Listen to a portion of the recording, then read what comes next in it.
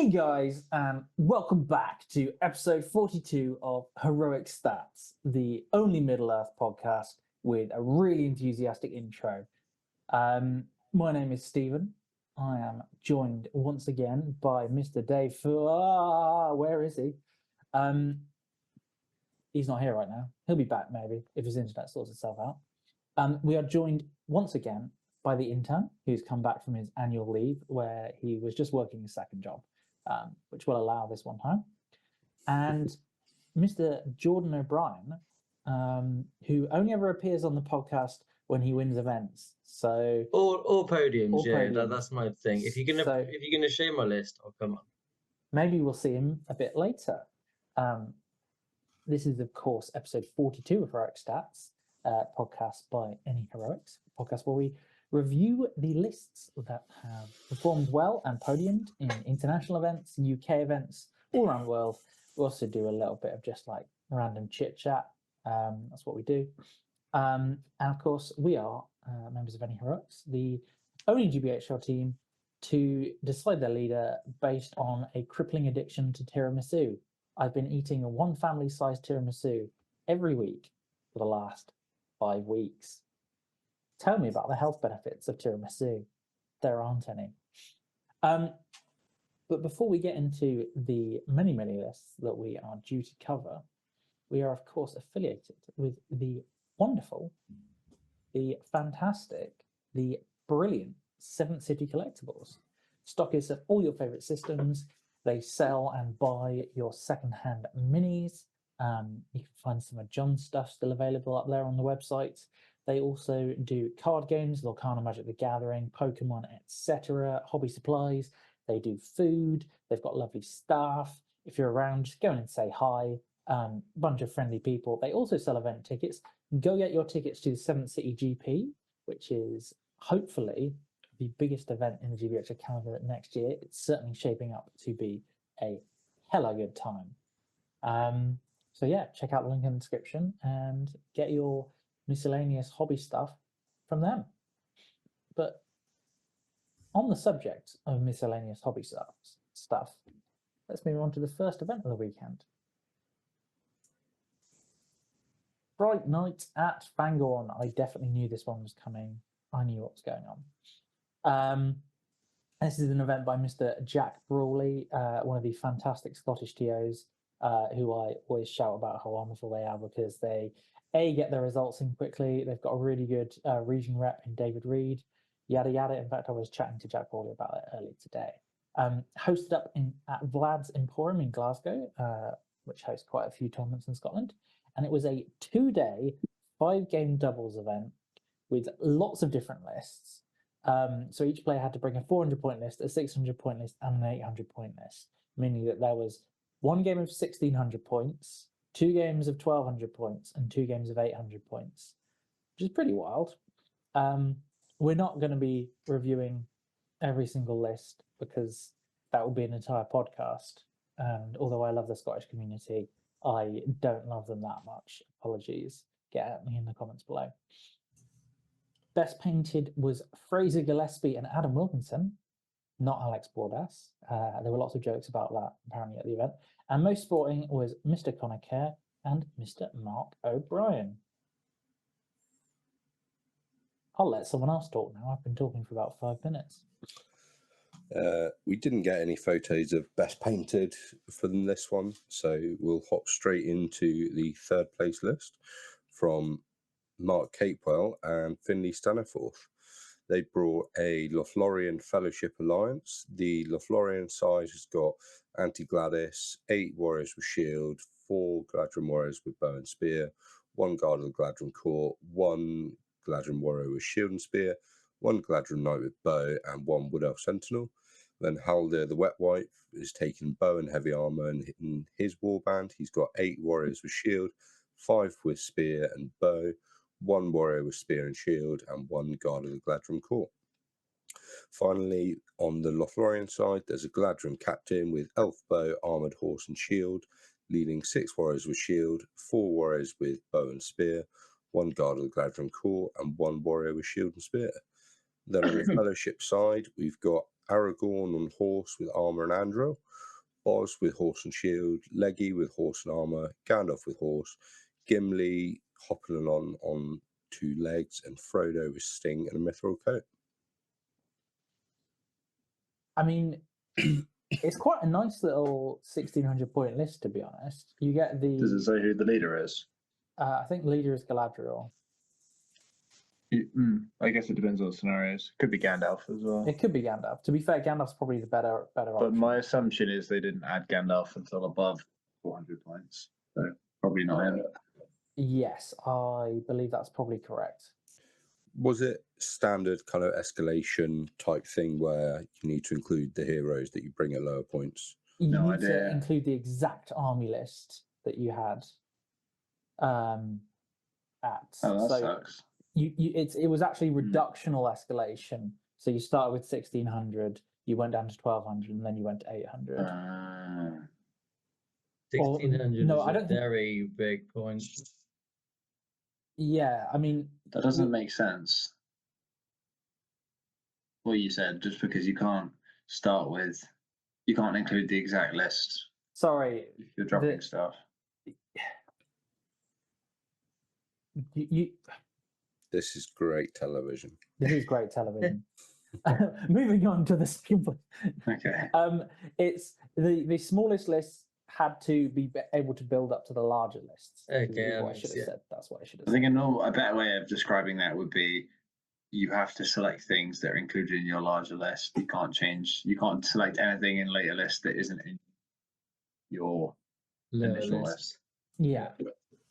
I mean, this is quite a nice little, like, both sides are quite fluffy. Obviously, Gandalf shouldn't be there, but, you know, neither should Andoril. I mean, so. It's not that fluffy. Also, do we really I care if say everything the- links straight direct to films, or do we Why? just? What I was wondering is, does this get I don't know how it works in Devils. Does this get the Fellowship army bonus? Because in Fellowship you get everything's fearless while Frodo's alive, and you don't count as broken.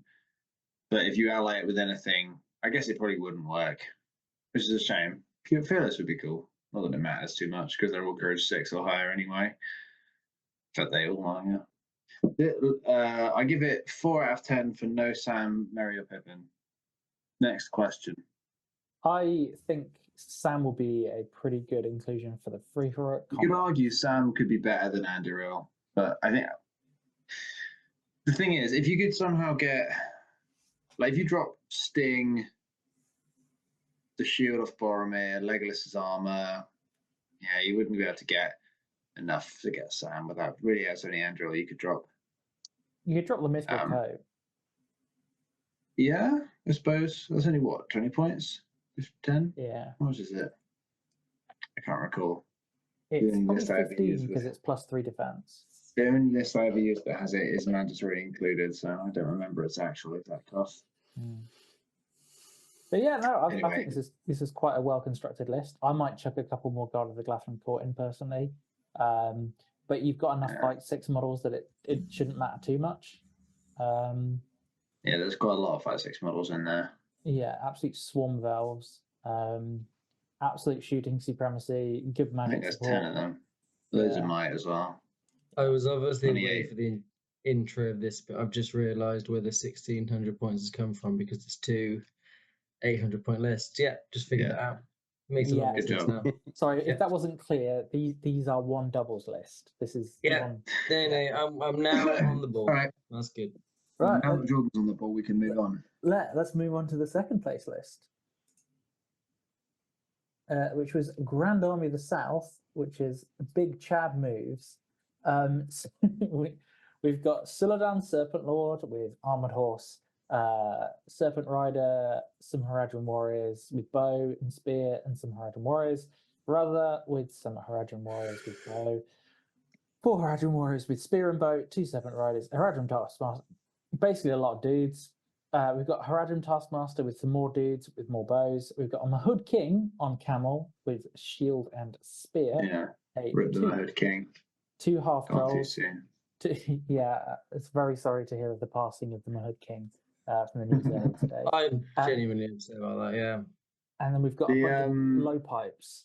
And then we've got the Grand Army of the South, second section. We've got the continued edition with a bunch of bows, a few more blowpipes, and we've got another Mahud King with some more half trials and some more blowpipes. So, quick question, on this before we start. The Taskmaster, normally that only works for Serpent Horde if you do an alliance, correct? The whip. It's models from the same list, so in the Grand Army of the South, it affects all of it. Perfect. That's quite. It's the same with it's the same with Madril in Rangers of Ithilien. His rule benefits Rogasan, despite them not despite them not being Minas Tirith. Yeah, because the army list is different. It feels at 1600 points, he probably is a worthwhile. For 50 points, the odd point amount you get back actually is probably quite worth it. Yeah, I mean, moves march. Heroic shoots actually come into it more often when you're playing Harad Argan. He's got they've got like 34 bows. It's a lot of bows. To be honest, I think we're all thinking it, but I'm disappointed they didn't take 2 at least, frankly. I did see a photo where there were 3 or 4 mimics on the same board. That's how you play the game, people. So I think they fought against at least one double mimic list. Yeah, well, shrinking makes it kind of difficult actually, because the mimic war leader, by the time you're down to that, he has to have no guys in his Horde, and it has to just be him because he's 400 points on the nose. So yeah, that's probably why, because it's pretty restrictive. But we wanted to see it, especially at 1600, at least 2 really. Yeah, if not 4 mimics. Could be 4 really. Yeah. But again, the escalation makes that difficult to make it make sense. This is cool though. I assume the war leader was the leader because of the rule. Making that better. That would just make sense because it lets you have a striker and you mimic in certain circumstances, which is pretty nice. But really, this is just a big old shooty list with a massive elephant. I was going to call it a cow then. It's not a cow. It's an elephant. It's kind of a cow. Sorry. What? In a way. Yeah. Well, they use the same, isn't it, like bulls and cows for the genders of elephants? Yes. So there's a link there anyway. Yeah, there you go. Maybe I thought it was a female Oliphant. If you know more about bovine etymology, it's definitely the bull. If you know more about bovine etymology or biology, drop something in the comment below. Or the evolutionary link between elephants and cows, that would be female elephants have tusks as well, though, Jordan. Yeah, I'd also be fascinated to know if you've got any videos of cow hoof cleaning, because that's a personal passion of mine. Yeah. Anyway, moving on to the first place list. It is Mr. Connor Kerr and Mr. Mark O'Brien. I'm very looking forward to meeting Mark O'Brien towards the end of the year. Namesakes. He's your long lost brother. Worth knowing, these guys also won Best Sporting. Yeah, so they must have been won the Sporters. Yes. I mean, Mark is a Grimmer on horse. With him. Yeah, goodbye Grima, goodbye Glorov. No. This is an interesting list. This is Saruman. 85 Wait, 21 might. Isengard and Mordor list. Got Saruman on horse with Grima on horse, Trooper Bane, a bunch of orcs, and a couple of this one's berserkers. combined together. Also with I was wondering how the Isengard half had 21 might, and I was like, that doesn't seem like it should be possible. We've got Gorolf with one, I think they called it a Geordie with two-handed axe, which I assumed was a wild man of Dunland. An Orc Warrior, 2 demo teams, absolute scenes. A Crabane, and a Berserker, and the Uruk-hai Captain with shield with 9 orcs. And then the Mordor section is Gothmog with 14 Morannons with shield, Orc Warrior with spear, Morannon Orc Captain, which you almost never see, with shield, 2 Orc Warriors with shields, 10 with shield spear.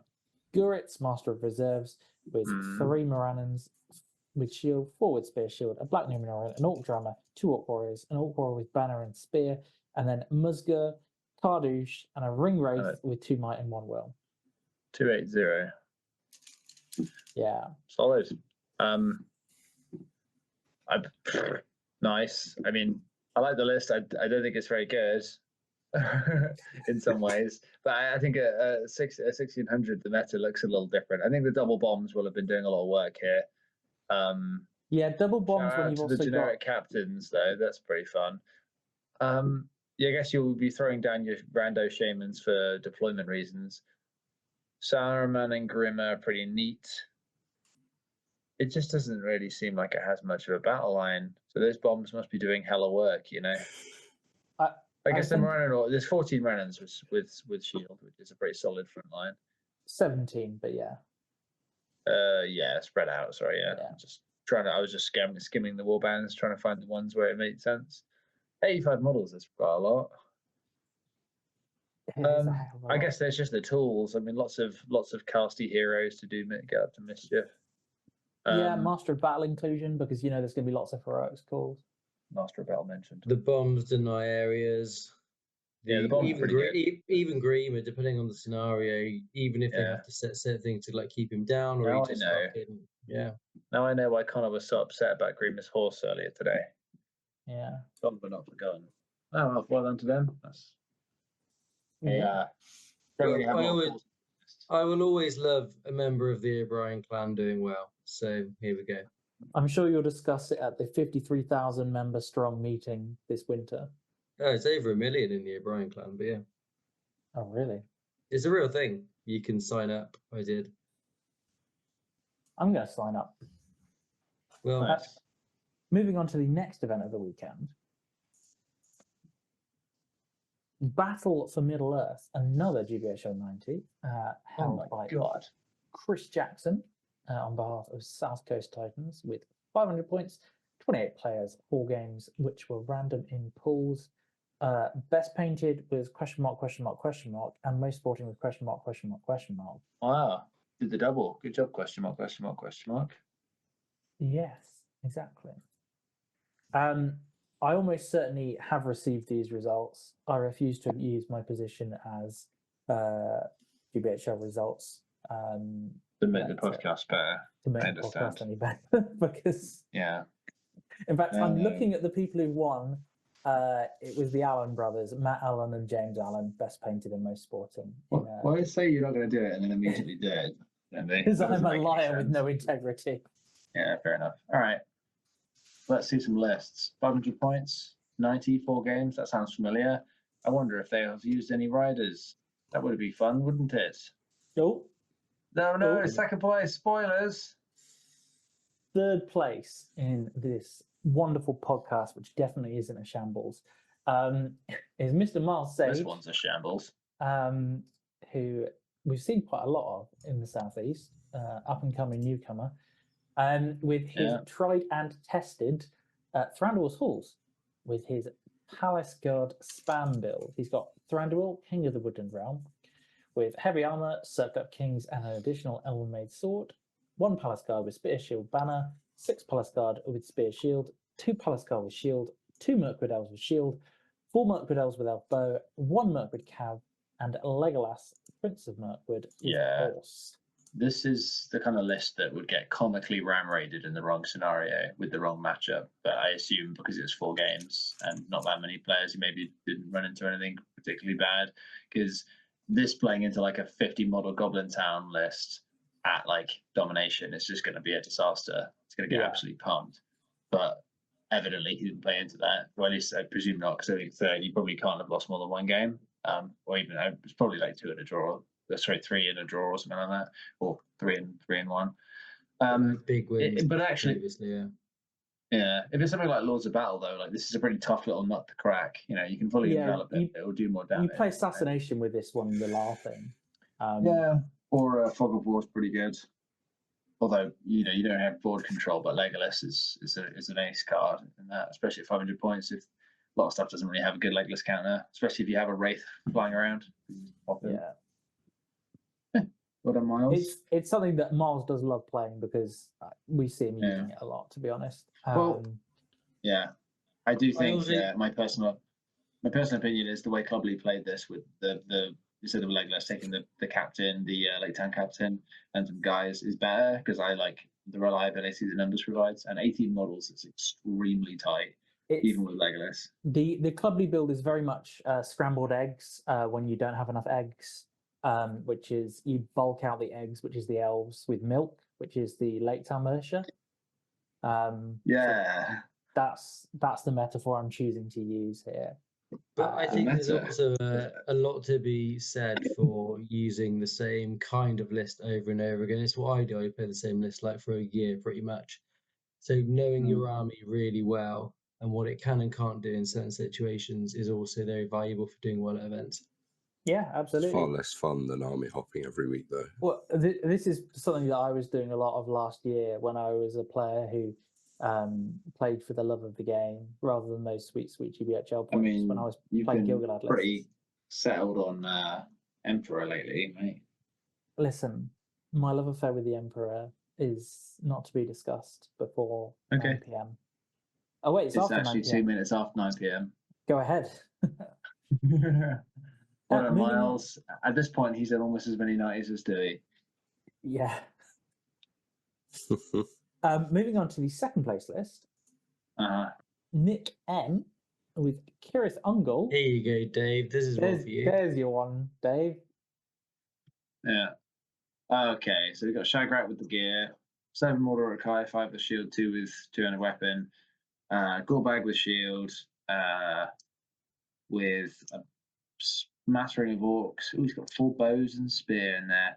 Mostly with some with shield, 200 weapon, and then an orc captain with shield, another 3 orcs with bow and spear, and then shield up to round it out. So he's got, how many orcs is that total? So 27 models total with 4 heroes. Now, I do think that 500 points, 4 heroes is the way to go, but I wouldn't take this many.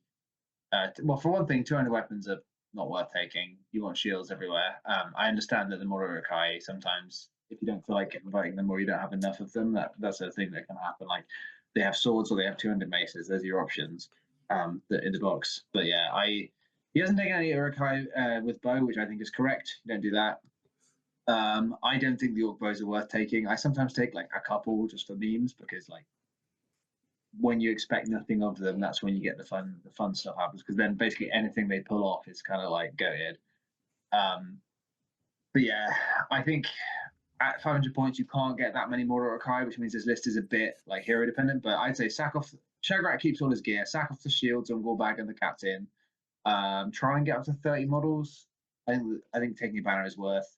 But yeah, sack off the 200 weapons. Make your spearmen not have bows, and then you can get a few extra bods in that way. Would you not give the banner a spear as well, so it can be a bit more? I mean, if you're passing out the war gear. If everyone's getting one, I wouldn't bother giving the banner. If you're doubling up, you can give them the spear. But if everyone's getting one bit of war gear, if you're like properly like rationing the steps of war gear, then the banner is like last to get his turn, basically. Because he's got a banner. Exactly. It's like, do your job, mate. Focus on your job before you get a spear. You know what I mean? I like this though. I'm a big Cirith Ungol enjoyer, and I think not that many people have given it its dues over the years, mainly because I think most people don't have enough Mordor Urukai to play it.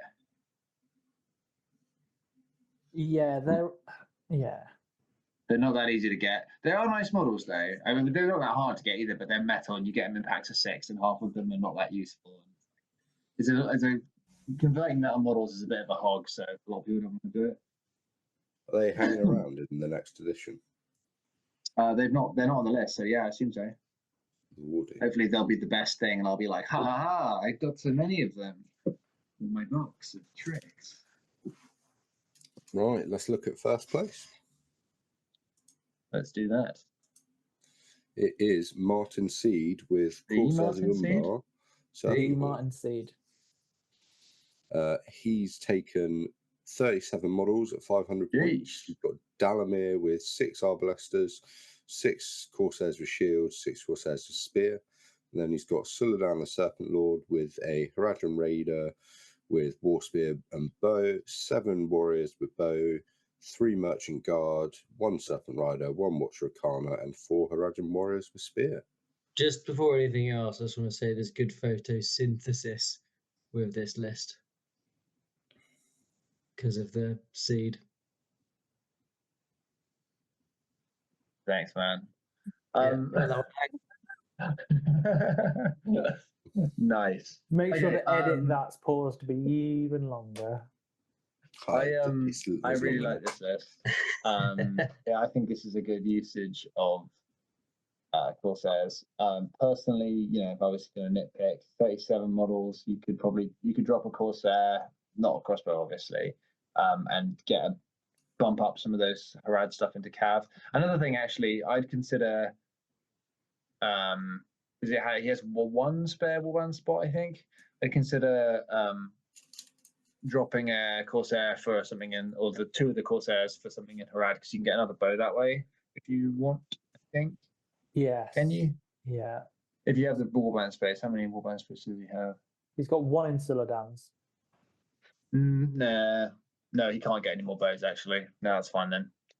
I retract that. I would still say that dropping a Corsair for upgrading into one or two more guys into Cav would be a good idea, just because the Cav is really good value. This is pretty nasty, actually. 37 models with a lot of bows. He could squeeze one more bow if he took the War Spear off the Haradrim Raider, which, to be fair, I think the War Spear is a really good choice. He could squeeze another bow onto a Haradrim Warrior. He's got 8 bows there. Has he? Oh no, he's done 18. He's got 8 out of 17, so he could get one more if he swapped a Haradrim Warrior with spear for a Haradrim Warrior with bow. Or you could just swap the Watcher or a Merchant Guard for a Haradrim Warrior with bow, which is I would do it, because if you're running a bow list like this, you should have max bows, really. Yeah. But I mean, you can drop shot his opponent off the table. Yeah, you can drop a Corsair for that as well. Probably one of the shields, because you can put the spears behind the elbow. This is also a list where at 500 points, there's not much that's going to be able to deal with Suladan. It's pretty low might is the main thing I would say about it, but that's a sacrifice you make to have two cheap legends who can lead loads of models. Would Dalamir be the leader so you could send Suladan more recklessly? Yeah, literally always in this list, because Dalamir is pretty he tends to sit behind the lines or behind buildings, because he's got a Elven Cloak as well. So if you want to put him behind a building and say, all right, good luck with that.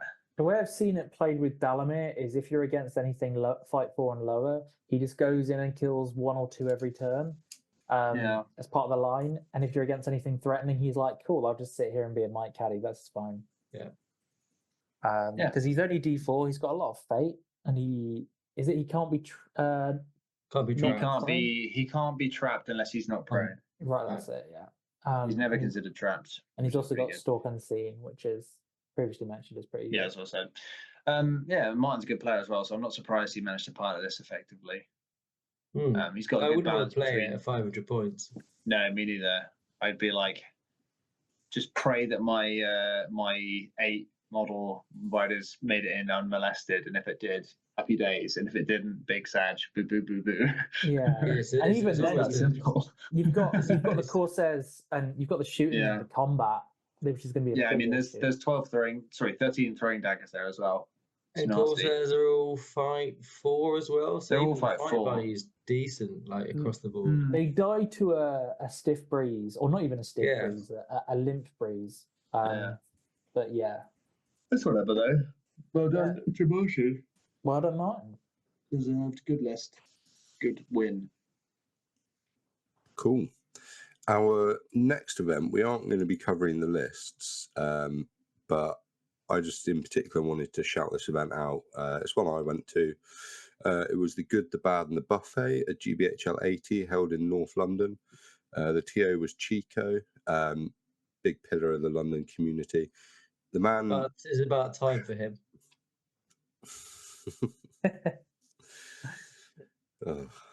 That's a very niche reference. Cooked dinner, cooked the buffet himself for everyone, made kind of handmade pizzas, handmade little veggie samosas, a couple of salads and stuff. So the buffet part of it was provided by Chico himself because he cooked it. 600 points, 26 players, 4 games. Stephen, do you have to hand what factions won? I don't have any list information for this one. Either sourced through normal means or through being a GBHL official. What I would say is it's actually really cool to hear that he did cook everything. TOs that go to the extra effort to make their event more than just you turn up and roll dice. I know there's been a lot of discussion in various groups I'm in at the moment of kind of putting the extra mile in to make it an actual weekend event, make it something important to go to. That's really cool to hear. Especially homemade cooking, like that's really, really cool. Poor old Chico was quite flustered. He was late to the event because of finalising all the cooking and the buffet stuff. And it was really nice to see the London community kind of clubbing together, setting up the tables, working out, kind of setting up the venue and stuff because Chico was running late. And yeah, it was a really fun event. I won Best Painted, obviously. That's why we're covering it. That's the real reason. There's the army, one of the armies I won with, it was Good v Evil, so brought 2 lists, 2 display boards. Moving swiftly on to the final event of the weekend. It Great was News of War, GBHL 80, held in Birmingham. We've got literally everyone who won everything. That's cool. TO was Rob Lynchbury, lovely man. We had the pleasure of meeting him up in Sheffield, I want to say. We did the teams. He was on we played against his team in the teams event in Brum. Did you? Okay. So he hosted an event which had a really cool concept with it, where if you brought a hero with a named piece of war gear, they got the resistant to magic special rule, and in addition, they also got D6 rerolls in the game. It was a named weapon. Sorry, named weapon specifically. So it had to be Anduril, Flame of the West, Narsil, yada yada yada. It couldn't be a unique piece of war gear like Narya or Vilya. Yeah, it was specifically the weapon that gave you the rerolls. Yeah, you could use them for rolling in duels or for wounds. Yes. Was it each hero got it, or yes. Each hero got a separate D6 reroll per named weapon. So if you had 2 heroes with a named weapon, each hero got 1d6, and they could only spend their own points on themselves. But to win a duel or to reroll a wound, they could reroll dice. Was that per game or per tournament? Per game. Per game was a different roll every time. Wow. This is very much an event which I would love to go to with Gilgalad, because A, gaining resistant to magic, and then B, additional rerolls. It's made very hard. Do we have the list for this one as well, or are we just skimming do. it? Got the list last minute. We're going to run which through. Is why we spoiled all the names. So the wooden spoon winner was Dan Murrant. Most sporting was David Weeks. Best painted was Chris Miller, and best theme was Timmy Clues. There was a lot of good. Timmy Clues. What a great name. He's won a few best painted. He does the Easterling he's got an Emperor on Dragon. That's like what he's known for. Yeah. He's also well known for being he's the brother of the famous TV star Blue, as in Blue's Clues. Right. Sure. That makes sense.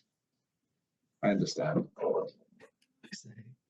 I do apologise for the quality of the podcast this evening. Clearly, we're all having it's good quality, mate. Keep storming on. I think we have the lists. Do we have the lists? Do we have the list? We've got third place right here. Rowan May. Third place, Mr. Rowan May. Barlin, King of Moria. Kingdom of Moria. Shit. Barlin, who of course has Barlin. I was about to say Barlin's axe. It's not Barlin's axe. It's Barlin's axe.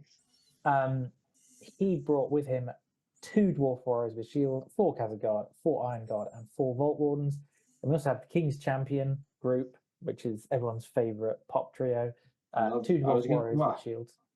I think King's Champion. I was obviously there at the event. Rowan was actually the ringer, because Rob was playing, but Rob was playing with, I think, Riders of Aemir to begin with. And Rowan had brought his own list, this one, and played the first game, won it with Riders of Aemir, and was like, no, fuck this, I don't want to play Riders of Aemir. So then played with this. I see. I interrupted you part with this, Stephen, but I was going to say King's Champion group kind of sounds to me like some sort of conglomerate that like does business solutions. Yeah, it's one of those shady businesses that has a bunch of dealings in like the Cayman Islands or something. Yeah. The 32 models, he's got 6 Vault Warden teams, pretty hot. 8 Isengard. I mean, I've seen his Isengard are converted.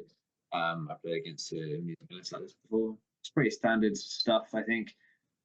Barlin and the King's Champion go well together. You got March and 2 strikers, 2 3 attack. Well, sorry, 2 5 6 guys, not 3 attack. Barlin. So. I How played does him. this list still do in the new edition? I played him round dead. 4. Killed. And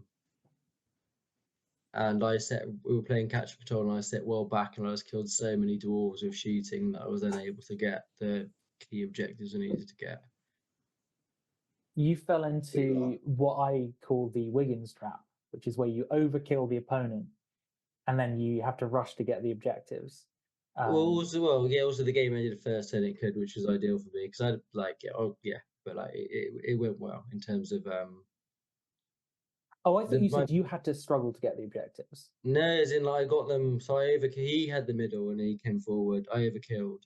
Didn't quite overkill until like the turn before, and then I'd already set up my like getting the next 2.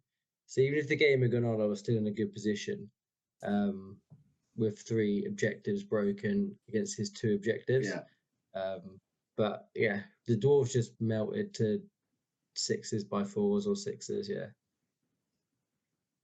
I guess when you're re-rolling, they come through, yeah. Using Wozers over there.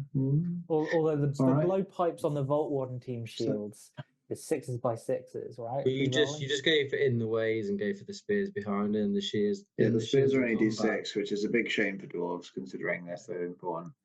The shields in combat aren't that hard to kill. This is a cool list. Riders of Emmet isn't a cool list, which is probably why he switched partway through. Yeah. Oh, I get it. Yeah. Yeah. All right. Speaking of cool lists, let's look at. Oh my god. Ned Merrick. This is a fantastic list. Yeah. Ned, He really leaned into the the rules pack. Yeah. That's a banger. So Aragorn, King Elisar, Armored Horse. He has Andoril. Gandalf the White has Glamdring on Shadowfax, and Peregrine Took in his warband, Guard of the Citadel, who does not have a named weapon. Shame on you, Peregrine. And then Huron the Tall, Warden of the Keys on horse, who has the Warden sword. Warden sword, yeah. He also gets a reroll when he's next to Aragorn. He also gets a reroll for Aragorn's banner, and then additionally he'll get D6 rerolls from having a special sword, which is pretty funny. Now the limitation for him is he's got 3 attacks, so he can max out on 3 rerolls with his dual roll. Well, they can all 2 attacks plus 1. But then he can use them for wounds to win the heroic combat. It's called if he needs to. Yeah, absolutely. Yeah, I mean that's pretty fun. Gandalf will protect you from magic. You just have to hope you don't run into a load of horrible blowpipes. But they've all got resistance to magic. Yeah. Yeah, apart from Peregrine, who actually no, he has it anyway. Yeah, He's does have it. He's actually he's a hobbit, so Ned's thought of everything. Jesus. It was I didn't see any of his games, but like some of them were over within about 30 minutes. Well, I mean, they would be with a list like this. You either win immediately or lose immediately. Basically. I What scenarios did you play? It was veto random. So it's hard to remember all 12. It was pick 3 and drop. So I remember the last one. In the last round, it was command. It was capture and control, contest, and heirlooms. And he played heirlooms and won that in like 30 minutes. Yeah, it doesn't matter too much if it's that, you know. The same Pepin can't ride on Shadowfax as well. Yeah, I mean that's the kind of cool thing that people should allow at 80s, especially in the last. There was 4 of us with 3 wins, and this is one of the lists that I definitely didn't want to face. Yeah, Blinding Light. And then if those heroes just do well, I can't stop them. You can shoot in combat though. Just keep shooting, and they won't. But even then, I'm hitting on 6s in most cases if it keeps them together, and then I've still got to win a roll off in terms of a strike. You'd be surprised how easy it is for Huron to go down in the combat. Basically, I think you would have had an okay shot if you played it right. To be fair, if you can, clearly it doesn't matter. If you can get a mightless or an immobilized Huron and then hurl him into the others, you'll be all right. Spoilers, Debbie. Right, let's see the final list. I didn't want talking about it. Jordan, run us through this list. This is my list. It's the Betrayal on Fell Beast, one Harad warrior with bow, one with bow and spear, one serpent guard, Mahud king with camel, blade pipe, war spear, 7 warriors with blade pipe, 7 with blade pipe spear, tribes master with camel, blade pipe, spear, and then 6 warriors with blade pipe, 6 with spear. So it's 28 blade pipes, 2 bows. The Betrayer on Fell Beast, I took it literally because it was an 18. I've never used one, and I've got a Fell Beast sat painted. And I was like, let's give it a whirl. He was fantastic on the Fell Beast. It's good fun. It's a lot of points, especially considering the Betrayer's value comes from his buff. But yeah. But I think what I found was that like that buff is so dependent on being behind your lines that his casting range is always limited by at least 2 or 3 inches. The fact that if you're not moving, you just pop over the front, cast your spell, and then pop back again was huge. Even sometimes I was sending him off, like in certain missions, like it was a really like heavy terrain board. I wasn't getting much shots anyway. He was just going on a flank and just combating off shit. He was like with 6 dice to wound if he wins a fight re-rolling. Like he's really choppy on a Fell Beast. Yeah. I mean, rerolls to wound is always good. I guess his value. Yeah, it honestly, like him on the Fell Beast was just genuinely really enjoyed playing with it.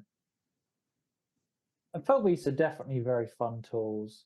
Not necessary to play against all the time, but they're just the ability to have a big flappy monster that just bounces around doing cool shit. Yeah. Just a worse Gulliver. Oh yeah. I mean, yeah. Well, you can cast, but yeah. Yes I and agree. no. In combat, yes, a lot worse. In the second game, to be fair, Give one Gulliver morning, casting in the new edition. got a shot through, took my 2 fate off, and I was just mounted and put him behind a wall and put him prone. I was like, you're not getting leader VPs from this, and he'd done his bit. So, yeah, but the blade pipes just blew. Honestly, like a couple of lists I played against, they were like broken before they even got to me. It was just very efficient with the more blade. Like the more blade pipes I take, the better I find this list tends to play. Yeah, I mean, ultimately it comes down to in the 2 turns of going Patui and Hop Tour. Yes, that's right. I'm down with the kids. Do you get to take enough of your opponent's models and stuff off the table? Yeah. And then you're rolling more dice in every combat, and even against the rerolls of Harad in combat, which is 6s by 6s in most cases, the fact that Mahud is strength 4 means you're still about the same in terms of killing power. A 5 as opposed to a 6 re-rolling is, I think, the same in terms of statistically accurate. Right. Congratulations, Geordie. Yeah, you won a really cool full-size replica Glamdring, didn't you? Yeah, I won't get her out, but she is there. Yeah, very, very pretty. It's always nice to see, again, it's really cool to see TOs A, committing like Chico did, and B, providing cool prize support like Rob did. So a big shout out to you. He's guys. also I did say I would say this. Rob is also doing there's Great Deeds next year is looking to be a 90. It is a fantastic event. He is a fantastic TA, so look out for that next year. Bear with me a sec. Have you given a date for that, or?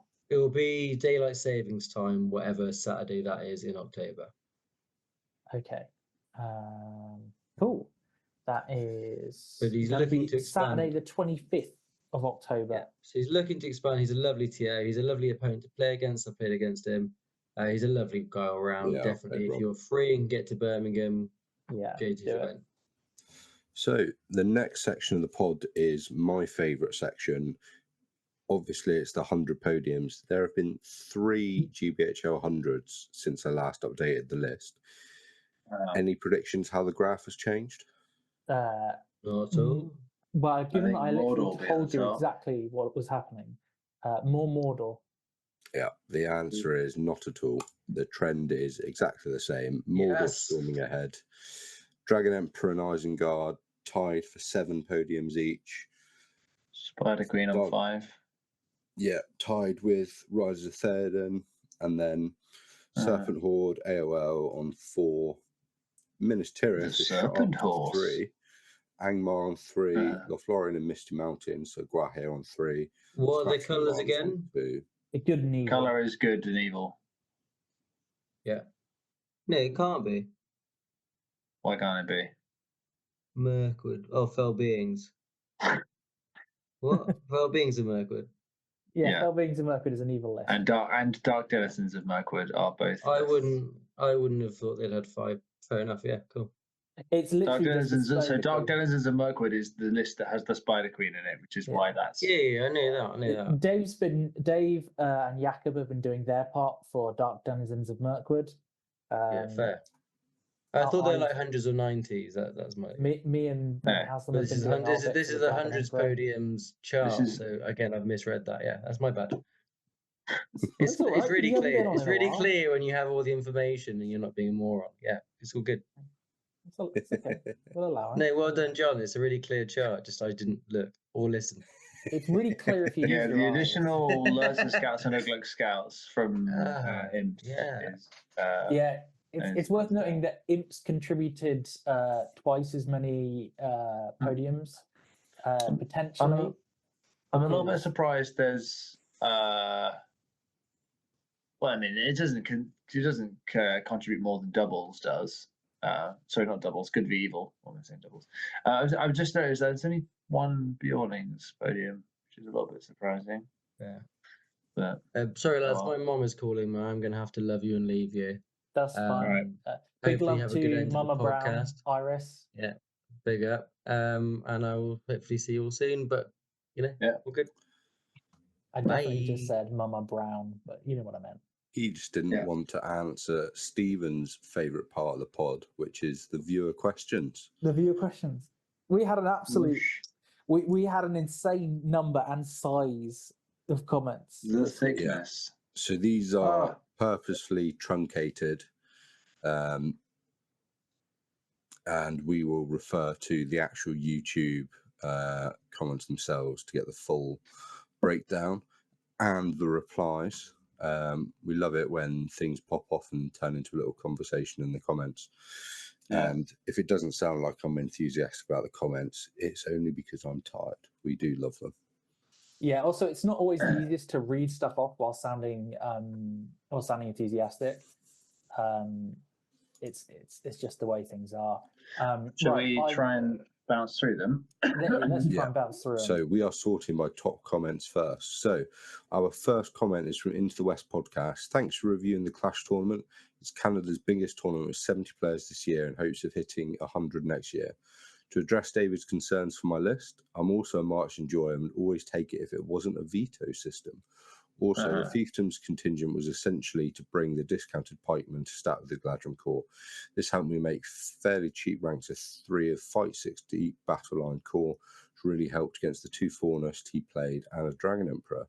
Seems like you guys haven't liked a single one of my lists yet, but I still enjoy the show. Cheers, Richard. Oh, wow. I mean, So, yeah, I said it in a comment, but if it doesn't have March, you're always going to get on my bad side. It's just inevitable. Also, part of my head scratch was with the fact that you have the 3 Axemen of Lossark as well.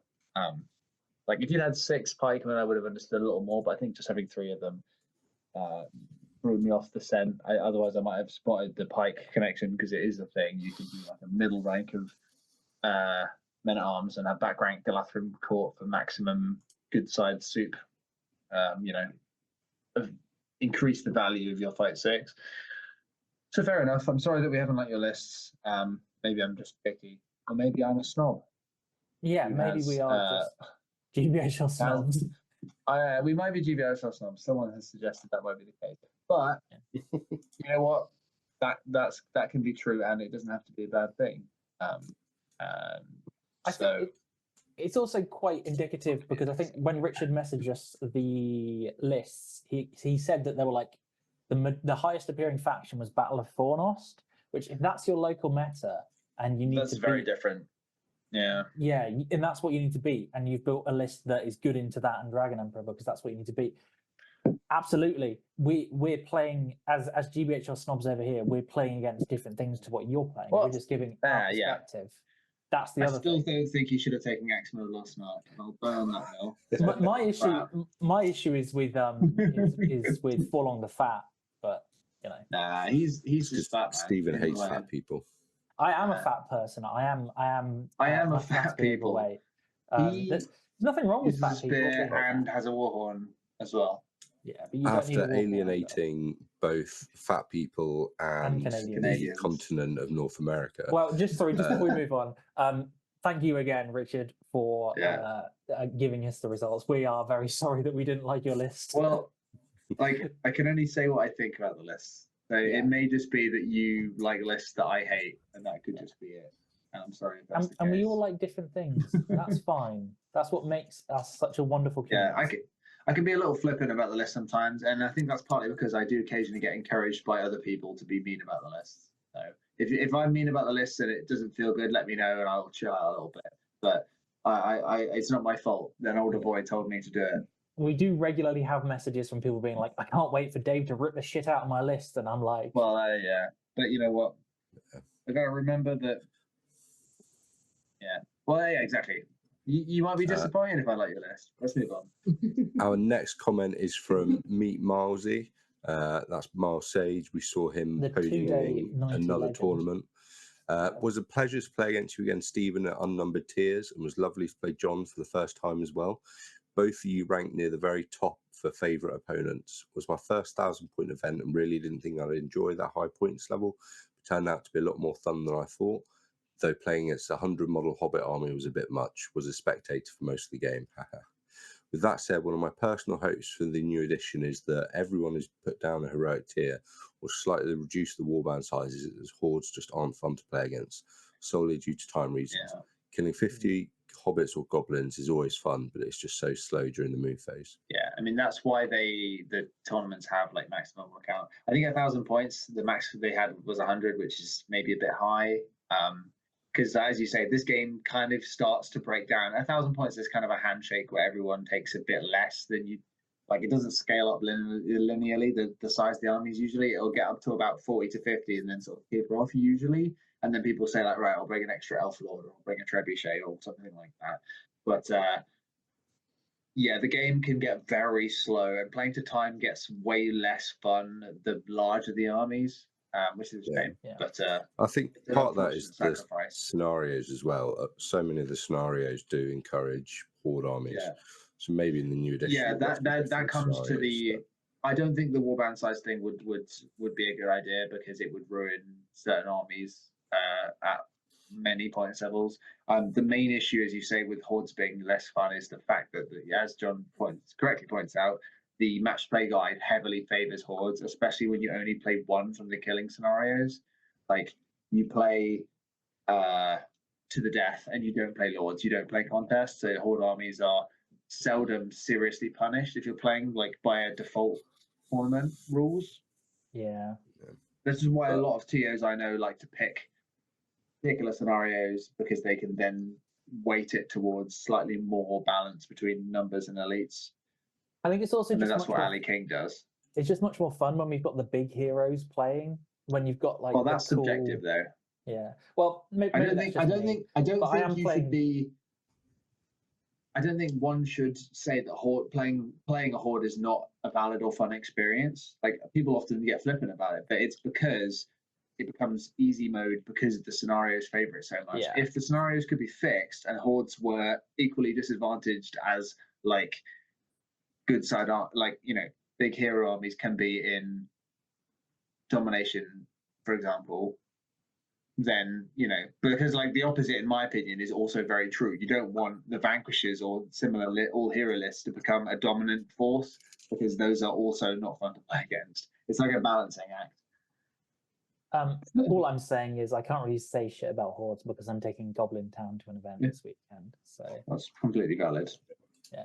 Also, Miles, it was a pleasure to play you again. So thank you very much for the kind words again. Yeah, it wasn't a pleasure. I was about to say the same thing. So you shout out, we need to play each other. Yeah. The 2-day legend himself. Our next comment is from Alex Taylor, who says, "Hi guys, love the pod, look forward to it every Wednesday. We always like hearing nice compliments. Hoping you can give some advice to the following list that I've put together for my first tournament, where all alliances are yellow with at least one Fortitude plus hero, 4 games, no veto. I mainly want to go to have a great time rolling dice, but love the list building aspect. So I've put together a list using a normally red alliance with Thorin, my aims was to have a list that won't auto lose any scenario. Should try to build around 40 models, mobility, D7 battle lines and bodyguard, 3 fight 6 striking heroes, double march. Consider changing Boromir and 2 cav to a Isildur, but unsure which is better as it loses the second march and 3 might. Feel free to be as brutal as you like. PS, would love to know what army combos you'd like to try.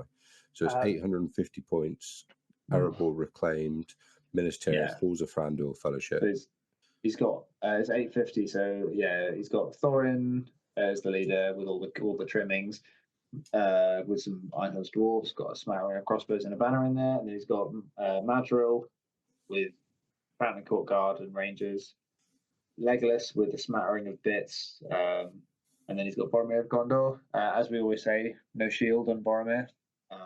No, thank you. I think your point is actually quite a good idea. If you, what? The problem is it's the Red Alliance.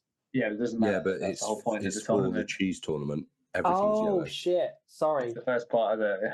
I was reading the comment while you were narrating. Yeah. Apologies. If you, so Boromir is a great tool because he's got loads of good heroics. He's got loads of might. Isildur brings the ring. That's the change. I would probably consider Isildur, especially at 850, because the ring is like an absolute get out of jail free card from certain situations. But it's just taste, really. I mean, you don't really about 38 models is the level I'd aim for as well. One thing you could consider is if you drop because you're not using Boromir or anything like that. If you drop the Fountain Court to Spear and Shield Minas Tirith, they can line up with your Ironhill's dwarfs and get a shield wall with them. Yeah, which might be a cheap way of saving yourself some points to get Isildur in there. That's my consideration. The tournaments like this, I don't have a lot of experience like list building like free in this edition. Like obviously in the old editions, it was maximum chaos where you could combine shit like the shade and all the good stuff. One thing I like to do is max out my bows. So every faction always like max bows -2, so you every segment is maxed out, and then you take bow heroes for you've got 40 models and like 18 bows or something. The only problem I'm seeing with this list is without Isildur, or something like Isildur, you are going to eat shit into magic. Which at 850, Isildur doesn't necessarily help with that. Yeah, at 850. With 38 models, albeit you've got a lot of tough models. He did say his goal was to roll some dice, have a great time, and I think Isildur, because he's got resistant to magic and stuff, that might be a good idea. Yeah, I think Thorin's a very good candidate for roll a lot of dice and have fun. Yeah, Legolas is undoubtedly very effective. Madril gives you cheap march. But basically, don't worry too much about 2 marches. Is my thought on that. Yeah, single march is enough in this situation. Especially with Madril. Anyway, shall we move on? Our next comment is from There Again Man, or the Riag Ain Man. That was me that made the comment. I said it as a joke because if you took out the non-legendary Legion non-soup lists, I would have placed 3rd with pure Lothlorien. I was 14th. I used to play Lake Town Soup myself and don't have any issues with legendary legions, but I don't think I'll be sad when all the soup is gone. You referenced minute 1918. So this was in reference to someone on the Facebook commented, and it was this gentleman or this person here saying that I wonder what the rankings would look like if we removed all of the legendary legions and all of the soup lists. So I mean, yeah, you got a fair point. The reality of the game is that some of the most effective combos are non-fluffy or are legendary legions. Well, I don't think there's anything wrong with legendary legions. I mean, they're inherently fluffy because of how they're written. The problem with legendary legions is the creation and the balance can be a little bit wonky, which is one of the reasons why they're so good. See first pre-rework Vanquishers and Black Riders. Shotgun not reading the comment from Saltman99. Hold it if you want. You please do. Now I did. What's his name? I want to say it's Simon. It's Scott Altman. That's it. So this is interesting because I saw him in the Discord, the MESBG Discord, complaining that we didn't understand his list, and he wrote a comment to that effect. So essentially, he said, what he says is, theme has no bearing on my list. So that's in reference to the comment that I said, which was, I think it's a themey list because it looks absolutely nothing like an Isengard list that I would consider. And he says, theme has no bearing on my list. Might not like it, but this is peak competitive Isengard 800, which is a mighty statement, especially considering all the information that we have. But let's hear him out. This was the thought process by the trust made. So he justifies every decision he makes in the list. It'd probably be useful to see the list, but this was the one that was like Saruman, Thryden, Rasky with a couple of crossbows, and the Wild Man. The Wild Oathmaker, yeah. Yeah, I've got that on my screen. He knew Saruman was coming, which I think he means that Saruman is non-negotiable for him with Isengard. He wants to use Saruman, which is fair enough. He looks at what hero can best capitalize on casting, and he feels that that's Thryden. Now, I sort of understand what he's coming from there, which is that presumably the mounted factor and the mighty blow means that you can be like, if you've got a hero pinned, trapped, knocked down, double strikes and double wounds is probably the plan there. And so he's then he's using a flowchart. So Saruman, who benefits most from Saruman, lockdown, Thryden is his logic. Then he says how to make Thryden succeed. Which is to say, he's got some Urukai at the front, and he says he uses the Huskarls. So obviously, we dumped on the Huskarls because we're team. I think Huskarls are shit, and I'm not going to apologise for that opinion because I think they are. Their main selling point is a factor that you can't use while they're spear supporting, which is ridiculous. Yeah. Which is the bodyguard, which is what I'm talking about. So he says that they can. Basically, he feels the Huskarls fight 3 when they're not within 3 of a Dunlending hero. It doesn't matter because it's pretty easy to keep them within 3 of a Dunlending hero. That's fair enough, I suppose. He looked at what tools can work with Saruman, so he feels that Vrasku and a few crossbows make sense because you can have a bit of range control. I agree. I think crossbows and Vrasku are great. He says when doing Saruman's warband, basically he says he has orcs and wild men to tower pit in Saruman's warband so that he can use orc shields at the front to shield and be, hold up space while the important stuff, which is Thryden, gets to work. And then he has to pad the numbers, which was pretty clear from the list because he has 4 heroes and Saruman, who's expensive at 800. He's the core of your list. So he has Huskarls, which you peel stuff off to protect the Oathmaker. Supply fight 4 to the line. Again, he mentions it's easy to get the fight bonus when you have 2 Dunland heroes. And he says 2 Cabrain, which is in reference to the fact that I suggested Greenman might potentially help him out. He makes an interesting comment where he says that crossbow spam does not work in North American tournaments, as most tables have the suggested 33 to 50% terrain from the rulebook. I would be intrigued to see if that's actually true or not, but I trust him that if he knows his meta and says that crossbow spams haven't had success. At 800 points, I do think that crossbows is the way to go. But again, your meta.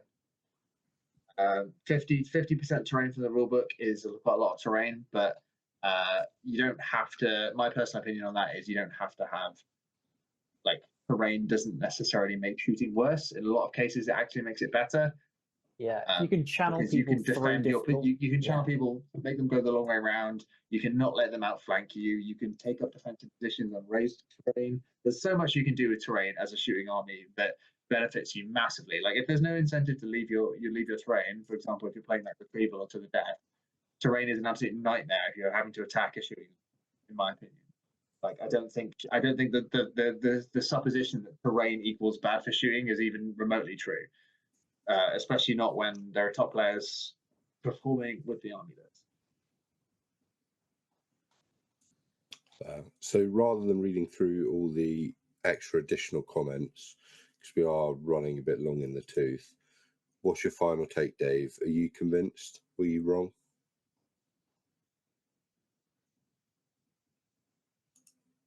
I'm not convinced by the Dunlendings.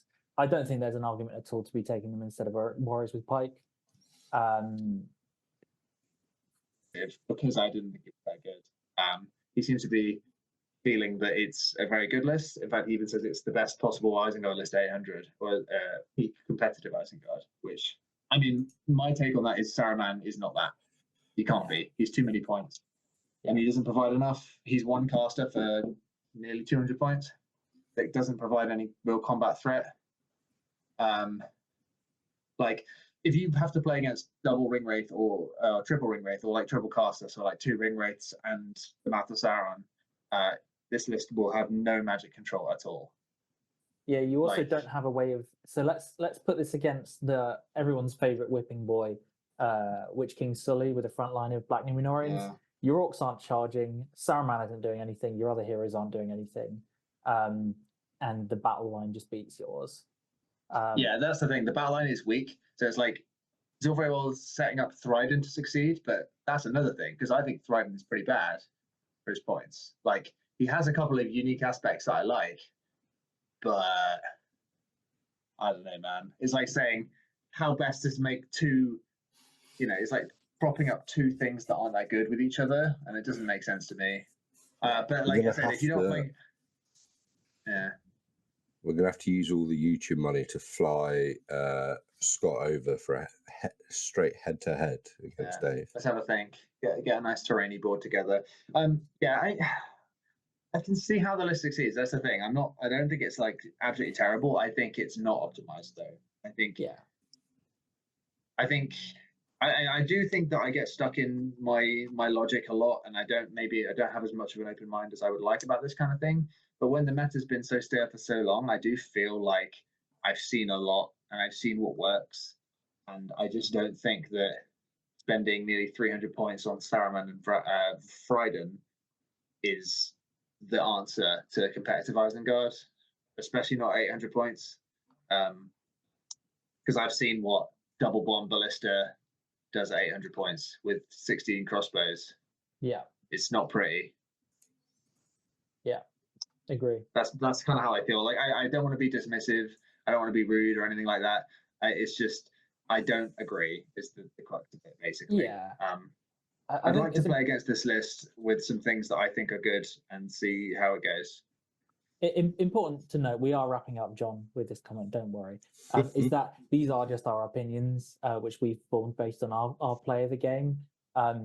We could absolutely be wrong. It's just, this is what we think. Yeah, that's true. And we never mean anything in mean spirit unless we know you very well and we say something that's very obviously a joke. Yeah, that laugh was directed at the fact that it really feels like a no copyright infringement intended comment from Denby there. Yeah. Unregistered hypercam too. No offense, man, but also could be. Cool. Our next comment from Caesar says, thanks for answering my previous question about the points level and skill level. I think Dave had the right idea with identifying a solid format for a tournament to identify a best player in the scene. The way you described it, Dave, reminded me of boxing with different weight classes. In this case, playing multiple points levels to determine overall knowledge of the game sounds like the best method. Second question for you. If the newer British edition brings a large wave of competitive players from other systems, how long do you think it would take for them to reach the podium spots at hundreds? John, I think you can answer this question quite well. Well, it didn't take me long to reach one podium spot, and then it's all been downhill from there. I think it was like my second tournament. Yeah, it was like March, second 100, I think. For reference, for anyone who's not aware of the Any Heroics lore, John was a previous top 40k player competing nationally, getting quite a lot of success. I wouldn't say top. Okay, well, if we put you in percentage-wise, you were in the like top 5% or whatever. John then decided to quit 40k to go for a game which was a bit more gentle on the meta changes. First event into the West, you did quite well. I think you were top 10, top 15. Yeah, I can't remember exactly. And then out of about 120. And then next event, you came third at Preston, which was a fiercely competitive field.